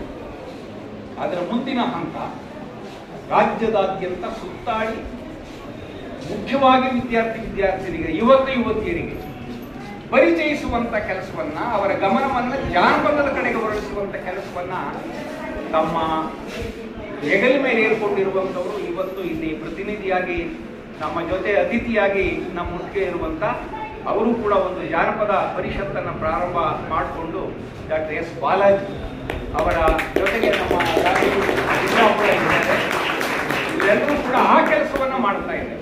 ನಿಮ್ಮಂತ ವಿದ್ಯಾರ್ಥಿಗಳಿಗೆ ಒಂದು ಸ್ವಲ್ಪ ಇದನ್ನು ರುಚಿ ತೋರಿಸಿದ್ರೆ, ಇದನ್ನ ಪರಿಚಯ ಮಾಡಿಸಿದ್ರೆ ಅದನ್ನ ಮುಂದಿನ ಪೀಳಿಗೆಗೆ ನೀವು ತೆಗೆದುಕೊಂಡು ಹೋಗ್ತೀರಿ.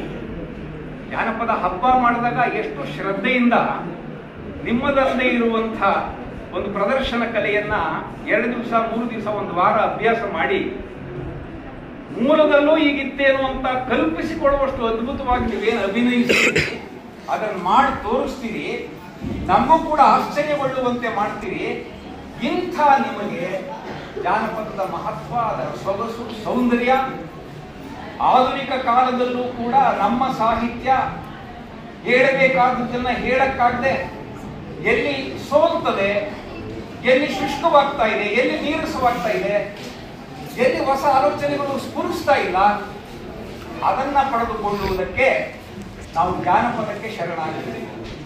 ಅಂತ ಒಂದು ಸಂದರ್ಭ ಬಂದಾಗ ಮಂಟೇಸ್ವಾಮಿ ಕಾವ್ಯವನ್ನು ಓದಿದ್ರೆ ಅಥವಾ ಮಲೆವಾದೇಶ್ವರ ಕಾವ್ಯವನ್ನು ಓದಿದ್ರೆ ನಿಮಗೆ ಬೇಕಾದಂತ ಒಳಹುಗಳು, ಅದನ್ನ ಮುಂದುವರಿಸೋದಕ್ಕೆ ಬೇಕಾದಂತ ತಾಕತ್ತು ಸಿಗುತ್ತದೆ ಎನ್ನುವಂಥದ್ದನ್ನ ನಮ್ಮ ಅನೇಕ ಒಳ್ಳೆಯ ಸಾಹಿತಿಗಳು ಅರ್ಥ ಮಾಡ್ಕೊಂಡಿದ್ದಾರೆ. ಜನಪದ ಸಾಹಿತ್ಯದ ಸಂಸರ್ಗದಲ್ಲಿ ಅವರಿದ್ದಾರೆ. ಇಂಥ ಒಂದು ಒಳ್ಳೆಯ ಕೆಲಸವನ್ನ ಒಂದು ರೀತಿಯಲ್ಲಿ ಇದು ಏಕ ವ್ಯಕ್ತಿ ಪ್ರದರ್ಶನ. ಕನ್ನಡ ಸಾಹಿತ್ಯ ಪರಿಷತ್ತು ಜಾನಪದಕ್ಕೆ ಸಂಬಂಧಪಟ್ಟಂತೆ ಒಂದು ಕೆಲಸ ಮಾಡಿತ್ತು. ಜಾನಪದ ಅಕಾಡೆಮಿ ಮೊದಲು ಜಾನಪದ ಮತ್ತು ಯಕ್ಷಗಾನ ಅಕಾಡೆಮಿ ಆಗಿತ್ತು, ಅದು ಒಂದಷ್ಟು ಕೆಲಸವನ್ನ ಮಾಡ್ತಾರೆ. ಅದರ ಜೊತೆಗೆ ಸಣ್ಣ ಪುಟ್ಟ ಸಂಘ ಸಂಸ್ಥೆಗಳು ತಮ್ಮ ಕೊಡುಗೆಯನ್ನ ಅಲ್ಲಿ ಇಲ್ಲಿ ಕೊಡ್ತಾ ಇದೆ. ಆದರೆ ಇದನ್ನ ಒಂದು ವ್ರತದಂತೆ, ಒಂದು ತಪಸ್ಸಿನಂತೆ ಬಹಳ ಅಭಿಮಾನದಿಂದ ನಾಗೇಗೌಡರಂತವರು ಮಾಡಿರುವಂತ ಕೆಲಸವನ್ನ, ಅವರಿಗಿಂತ ಹಿಂದಿನವರು ಕಲಾವಿದರಾಗಿರುವಂತವರು ಮಾಡಿರುವಂತ ಕೆಲಸವನ್ನ ಮುಂದುವರಿಸಿ ನಮ್ಮ ವಿದ್ಯಾರ್ಥಿಗಳಿಗೆ ಅದನ್ನು ತಲುಪಿಸಬೇಕು. ಅವ್ರಿಗೆ ತಲುಪಿಸಿದ್ರೆ, ಅವರಿಗೆ ಅದರಲ್ಲಿ ಆಸಕ್ತಿ ಹುಟ್ಟಿಸಿದ್ರೆ ಅವರ ಕೈಯಲ್ಲಿ ಅದು ಸುರಕ್ಷಿತವಾಗಿರುತ್ತದೆ ಅಂತ ಭಾವಿಸ್ಕೊಂಡು ಈ ಜವಾಬ್ದಾರಿಯನ್ನು ಹೊತ್ಕೊಂಡು ಅತ್ಯಂತ ಸಮರ್ಥವಾಗಿ ಒಂದು ಸಂಸ್ಥೆ ಮಾಡಬಹುದಾದಂಥ ಕೆಲಸ ಇವತ್ತು ಬಾಲಾಜಿಯವರು ಮಾಡ್ತಾ ಇರುವಂತ ಕೆಲಸ.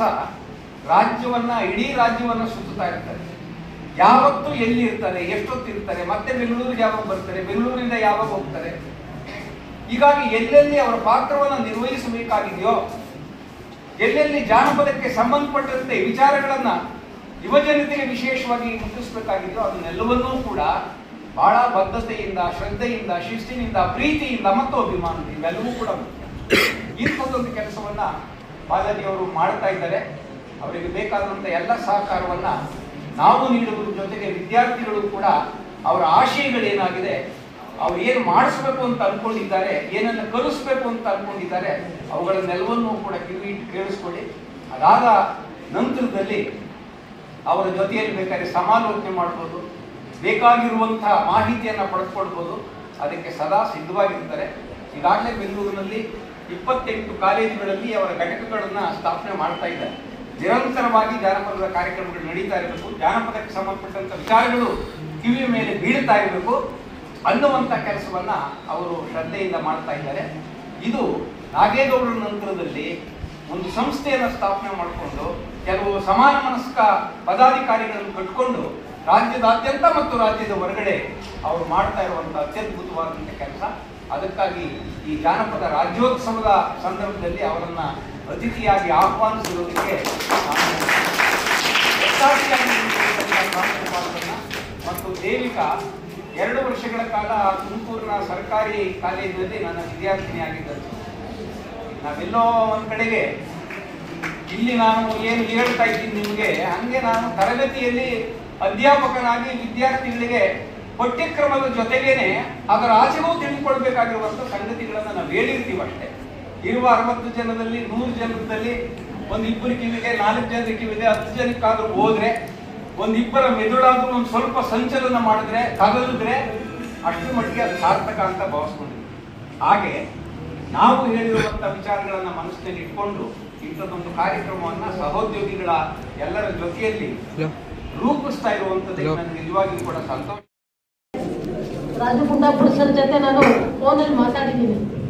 ಅವರಿದ್ದಾರೆ, ಮತ್ತೆ ಎಲ್ಲ ಹಿರಿಯರು, ಭೈರಪ್ಪನವರಿದ್ದಾರೆ, ನಾಡೋಜ ಕಮಲ ಹಂಪನ ಕನ್ನಡ ಸಂಘದ ಸಂಚಾಲಕರು, ನನ್ನ ಆತ್ಮೀಯ ವಿದ್ಯಾರ್ಥಿಯಾದ ದೇವಿಕಾ ಅವರಿದ್ದಾರೆ, ಮತ್ತೆ ಎಲ್ಲ ಕನ್ನಡ ವಿಭಾಗ ಮತ್ತು ಆಂಗ್ಲ ವಿಭಾಗದ ದಿಗ್ಗಜರಿದ್ದೀರಾ. ನಾನು ಹೆಚ್ಚಿಗೆ ಹೊತ್ತು ಮಾತನಾಡುವಂತಹ ಅಷ್ಟೊಂದು ನನ್ನಲ್ಲಿ ಇದರ ಬಗ್ಗೆ ನಾನೂ ಇಲ್ಲ. ಬೈರಮಂಗಲ ರಾಮೇಗೌಡರು ಮಾತಾಡಿದ್ಮೇಲೆ ಮತ್ತೆ ಮುಂದೆ ಮಾತಾಡುವಂತ 8 ಜನ ದಿಗ್ಗಜರನ್ನು ಇಟ್ಕೊಂಡು ನನ್ನ ಮಾತು ಎಷ್ಟು ಮಟ್ಟಿಗೆ ಸೇರಿನೋ ನನಗೂ ಗೊತ್ತಿರಲ್ಲ. ಆದ್ರೂ ಕೂಡ ನಾನು ಒಂದು ಹಳ್ಳಿಯಿಂದ ಬಂದವಳಾದ ಕಾರಣ ಒಂದೆರಡು ಮಾತುಗಳನ್ನ ಆಡಿ ನಿಮ್ಮೆಲ್ಲರ ಒಂದು ಪರ್ಮಿಷನ್ ತಗೊಂಡು ನಿರ್ಗಮಿಸಿದೆ.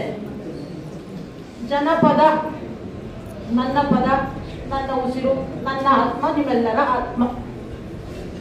ನನಗೆ ನನ್ನ ಬದುಕಿನ ಒಂದೆರಡು ಅನುಭವಗಳನ್ನ ಹೇಳಿ ನಿರ್ಗಮಿಸ್ತೇನೆ. ನಾನು ಬಹುಶಃ ಇಲ್ಲಿ ರಾಘಮ್ಮ ಅವ್ರ ಜೊತೆನೋ ಅಥವಾ ರಾಜು ಅವ್ರ ಜೊತೆನೋ ಚರ್ಚೆ ಮಾಡಿದ್ದೆ. ಸುಮಾರು ನನಗೂ ಒಂದು 2-3 ವರ್ಷದ ಮಗು ಇರ್ಬೋದು ನಾನು. ಆಗ ಶಿಶು ವಿಹಾರ ಅನ್ನೋದು, ಈಗ ಅಂಗನವಾಡಿ ಅಂತಾರಲ್ಲ ಆ ರೀತಿ ಶಿಶು ವಿಹಾರ ಅನ್ನೋರು. ಮನೇಲಿ ಬಹುಶಃ ದೊಡ್ಡ ಸಂಸಾರ, ಹಳ್ಳಿ ಸಂಸಾರ, ಮನೆ ಬರ್ತಿ ಜನ, ಮಕ್ಕಳಿದ್ರೆ ಒಂದ್ ಸ್ವಲ್ಪ ಎಲ್ಲರಿಗಿಂತ ಕಡೆ ಹಾಕೋರಾಗ. ನನ್ನನ್ನ ಶಿಶು ವಿಹಾರಕ್ಕೆ ಬಿಡಕ್ಕೆ ಒಬ್ರು ಗೌರಮ್ಮ ಅಂತ ಬರೋರು, ಗೌರಜ್ಜಿ ಅಂತಿದ್ದೆ ನಾನು ತೊಂದರೆ ಮಾತಿನಲ್ಲಿ. ಆಕೆ ಯಾವಾಗ್ಲೂ ನನ್ನ ಶಿಶು ವಿಹಾರ ತನಕ ಎತ್ಕೊಂಡು ಹೋಗೋರು, ಬಿಡೋರು. ನಾನು ಎಲ್ಲ ಪ್ರಕಾರ ಮನೆ ಬಿಡಕ್ಕೆ ಗಲಾಟೆ ಮಾಡ್ತಾ ಇದ್ದೆ. ನನಗೆ ಆಕೆ ಎತ್ಕೊಂಡ ತಕ್ಷಣ ನೇರವಾಗಿ ಮಾತಾಡ್ತೇನೆ ನಾನು. ಇವತ್ತು ನನ್ನ ಮಗ ಅಮೆರಿಕಲ್ಲಿರೋನು, ಅಮ್ಮ ಇದು ಬೆಸ್ಟ್ ಪರ್ಫ್ಯೂಮ್ ಅಂತ ತಂದ್ಕೊಡ್ತಾನೆ. ನನಗೆ ಆಕೆ ಎತ್ಕೊಂಡಾಗ ಆ ಒಂದು ಆಕೆ ಎದೆಗೆ ಒರಗಿದಾಗ ಬರ್ತಿದ್ದಂತಹ ಆ ಒಂದು ಎಲೆ ಅಡಿಕೆ ಜಿಗಿದ ವಾಸನೆ, ಆಕೆಯ ಬೆವರಿನ ವಾಸನೆ, ಅದಕ್ಕಿಂತ ದೊಡ್ಡ ಪರ್ಫ್ಯೂಮ್ ನನ್ನ ಲೈಫ್